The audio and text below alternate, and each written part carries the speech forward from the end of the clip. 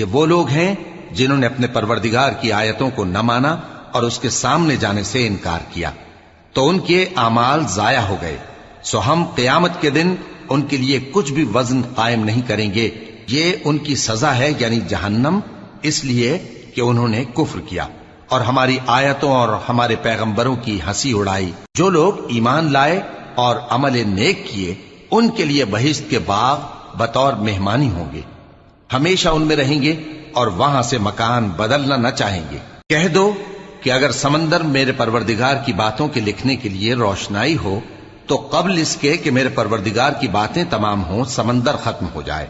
اگرچہ ہم ویسا ہی اور اس کی مدد کو لائیں۔ کہہ دو کہ میں تمہاری طرح کا ایک بشر ہوں، البتہ میری طرف وہی آتی ہے کہ تمہارا معبود